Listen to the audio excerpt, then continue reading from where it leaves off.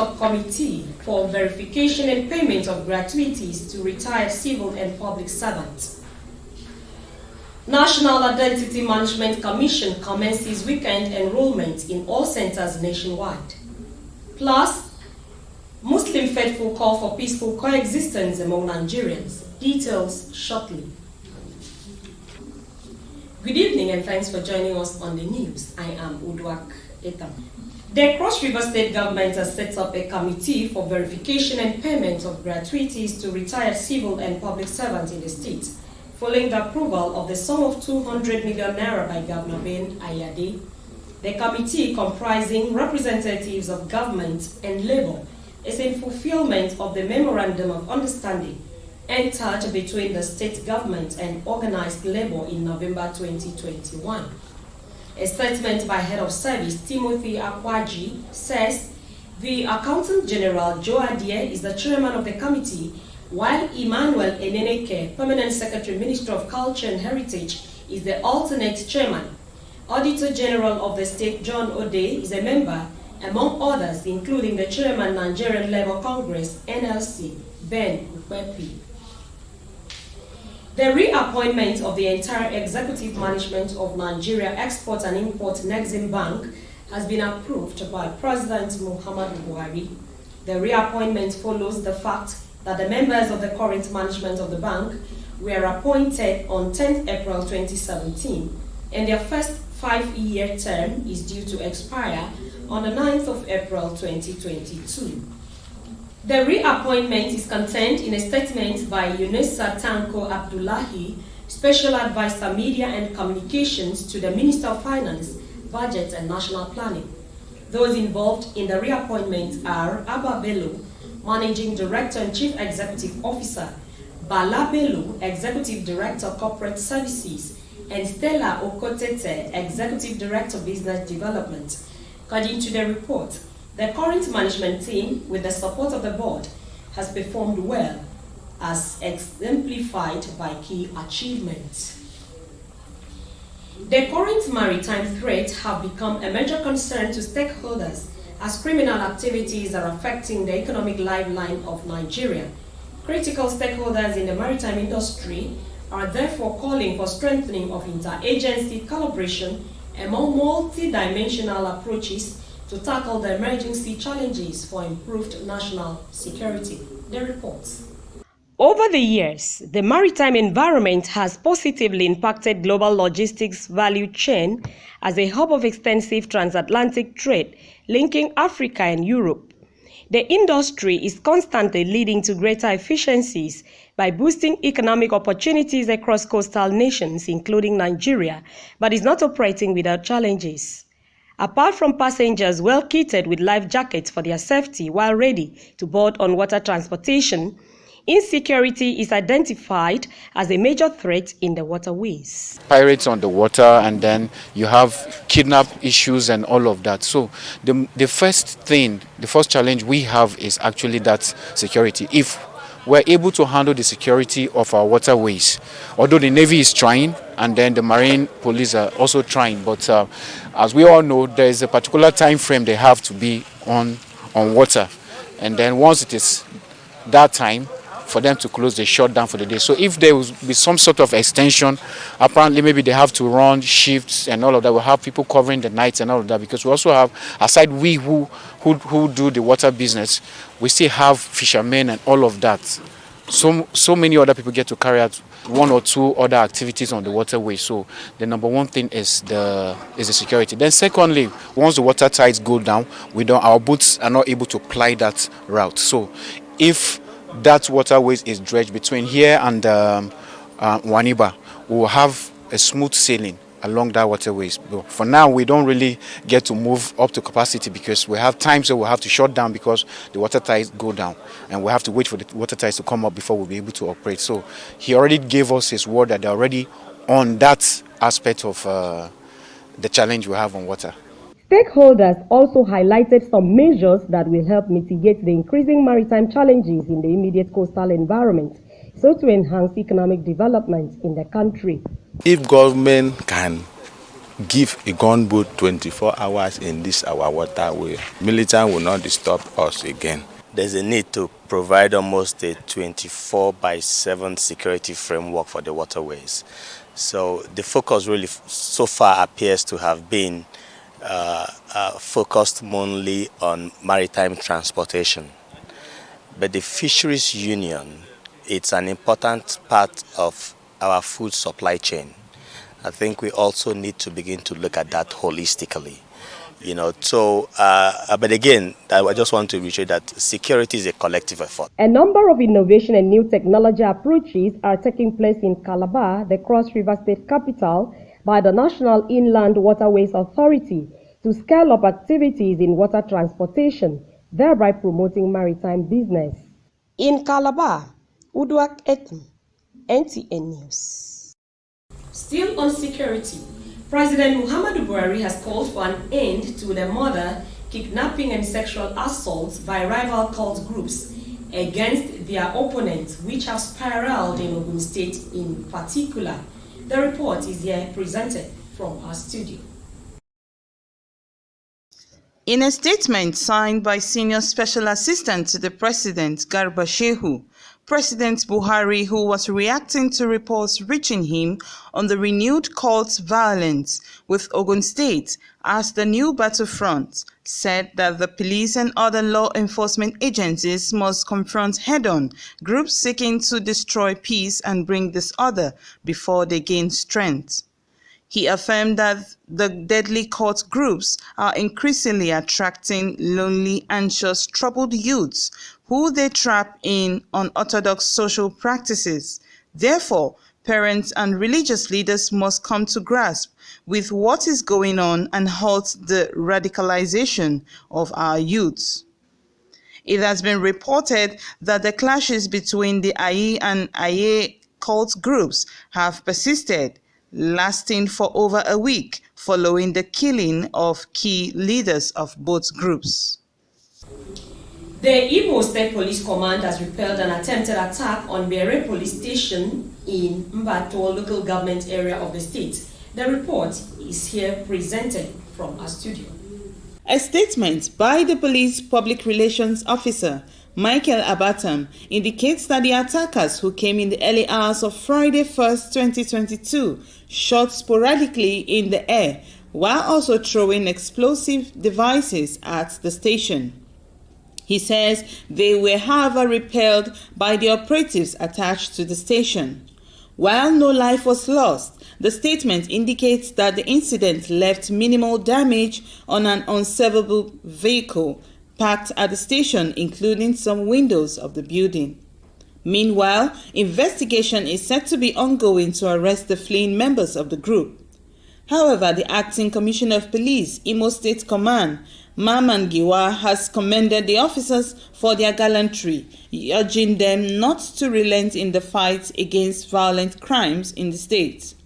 He also appeals to residents of the state to support the police by providing credible information on activities of hoodlums as well as any person seen treating bullet wounds. You are still watching NTA Calabar News at 7. You can equally watch this newscast on our YouTube channel at youtube.com/NTA Calabar. The news continues shortly after this break. Stay with us.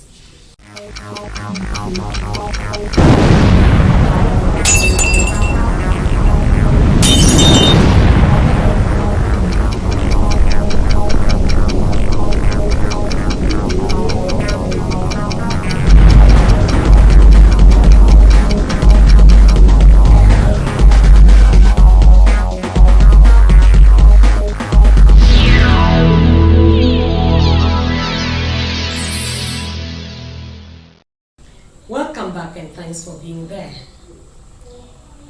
The April Fool's Day, also called All Fool's Day, received its name from the custom of playing practical jokes or becoming a tomfoolery.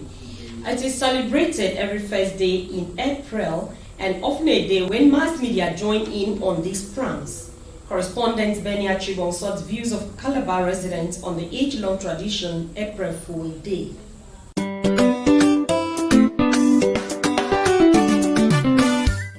April Fool's Day traditions are all about practical jokes, playing pranks and having fun.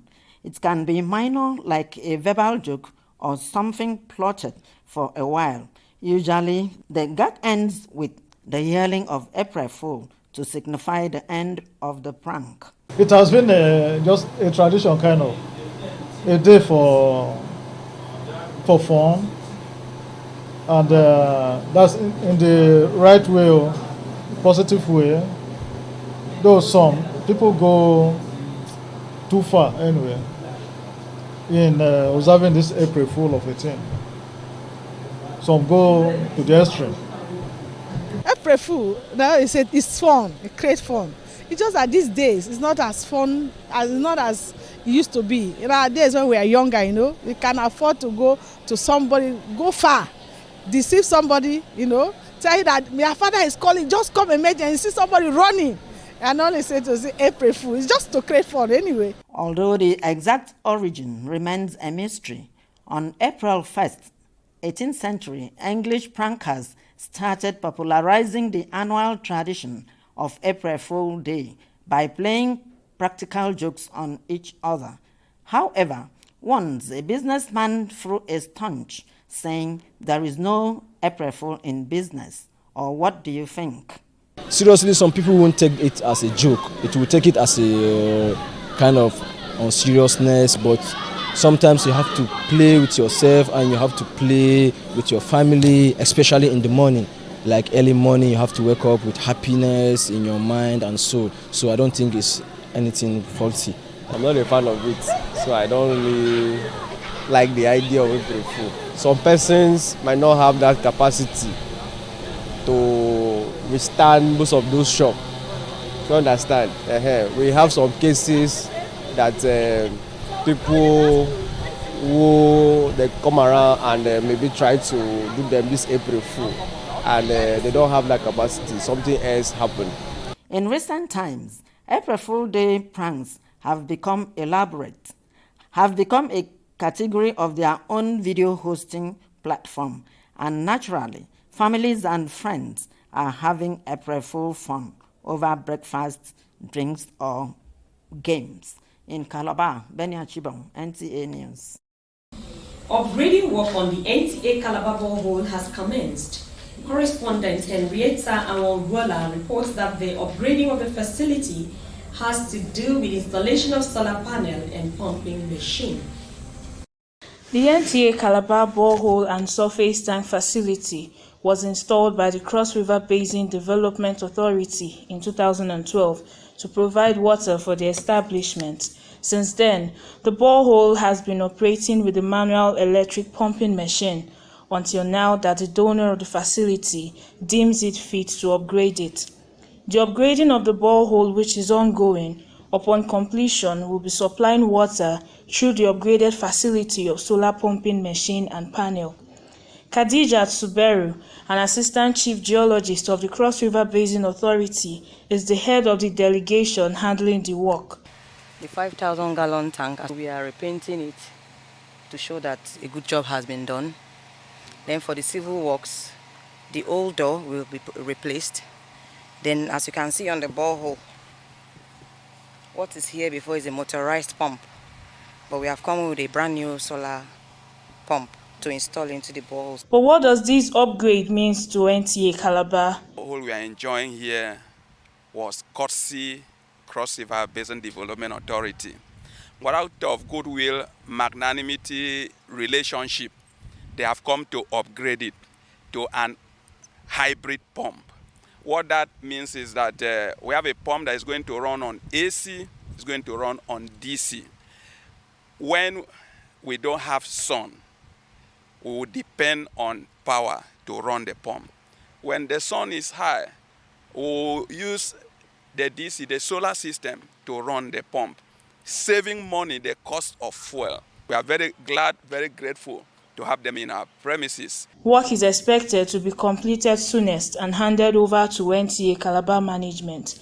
In Calabar, Awonungala Henrietta, NTA News. Muslims around the world are set to observe the holy month of Ramadan, a period of deep spiritual reflection and fasting that takes blessed every year. Muslim faithful are advised to invite the virtues of Prophet Muhammad, abstain from immoral acts, and embrace peace for nation building. Imam Adegoge Abdul Hamid gave the charge during Jummah service held at Nta Calabar. Our attendant captured the sight and sound of the prayers.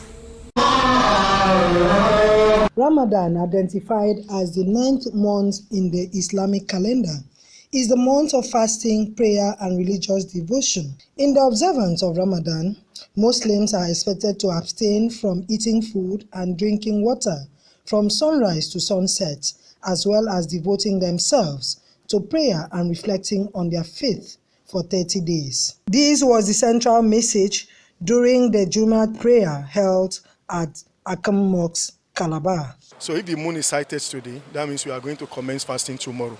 If it's not sighted, automatically on Sunday, we are starting Ramadan. So what today significantly implies is that there is the last Friday of the preceding months to Ramadan, which is Sha'ban. So, and we need to actually tell people basically what they are expecting, or what they are expected to carry out in the forthcoming months, the month of Ramadan. Some Muslim faithful pledge their commitment to imbibe the tenets of Islam during the fasting period. Help your neighbors, especially those needy, and how to worship your Lord completely. That is all the lesson. That is all what actually the lesson is all about. So what have you learned from? The message of today, basically, it tells us about our daily lives, and the Imam calls our attention to our life. The more we live, the more we get closer to our graves. And some people take heedless of these facts and continue in sin. So he advised us that we should remember this, and then we should draw closer to our Creator, because we came from Him, we are going to meet Him. So that is where the message centers. And he also talks about the month of Ramadan, fasting that is coming. And he said we should prepare ourselves so that it will be a month that will make us to be better persons than we were before. The Ramadan is set to begin on Saturday, 2nd April 2022, based on the sighting of a crescent moon, and end on Eid al-Fitr. In Calabar, Arut Ndem, NTA News. You are still watching Nta Calabar News at 7. More news after this break. Stay with us.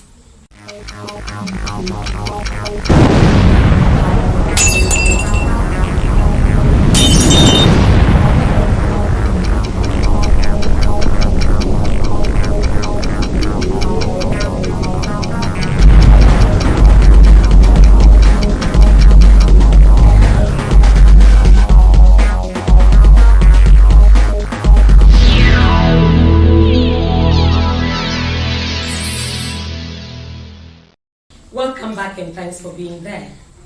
The National Identity Management Commission has notified the public that all National Identification Number NIN enrollment centers nationwide will be operational over the weekend. This is to enable those yet to obtain the NIN to do so within the time frame given by the government before enforcement of all the NIN theme linkage commences. According to the report, the Minister of Communications and Digital Economy, Professor Issa Ali Pantami, urges citizens and legal residents to take advantage of the weekend enrollment to ensure they obtain their NIN and complete the linkage process. And now let's join our sport desk for updates. Minister of Youth and Sports Development, Sunday Dare, has inaugurated a 9-member panel to investigate and fish out perpetrators of vandalism at the Moshood Abiola National Stadium, Abuja, in the aftermath of Nigeria vs. Ghana FIFA World Cup playoffs. The panel, chaired by retired Deputy Inspector General of Police, Sani Usman Mohammed, has Olumide Bamiduro as its secretary, with a 2-week mandate to conclude its mission. Destroying public infrastructure in any country is not something that should be tolerated. And because we've seen this happening gradually in the country, when you look at how long it took to bring this back, when you look at the amount that was spent initially before Koja, and then it was brought back in its glory for the purpose and for the use of Nigerians. In another development, the Nigeria Football Federation is in search for a new technical crew after it withdrew the 2.5-year contract offered to coaches before Super Eagles fell to the Black Stars of Ghana in the World Cup playoffs, just as Augustine Eguavoin resigned as interim technical advisor of the team. The honorable thing for him to do is to quit, and I want to applaud him for that, for taking the bold initiative to say, I no longer want to remain as the interim technical advisor. The Super Eagles have moved 2 steps up to 30th position in FIFA ranking released Thursday and still occupy the 3rd position on the continent behind African champions Senegal in 20th position and Morocco in 24th. Away from football, the 5th One Service One Medal Awesome Games commenced Thursday in Abuja, with 9 military and paramilitary organizations competing for honors in 17 events till April 4. The championship targets discovering world beaters in Nigeria's service arms. With sports updates, Ayodeji, Makinde, NTA News. To end the news, a recap of our major stories. The Cross River State Government has set up a committee for verification and payment of gratuities to retired civil and public servants. National Identity Management Commission has commenced weekend enrollment in all centers nationwide. It was also in the news that Muslim faithful have called for peaceful coexistence among Nigerians during the Jumat prayer held in Calabar. That is it on our news tonight. Thanks for watching. Good night.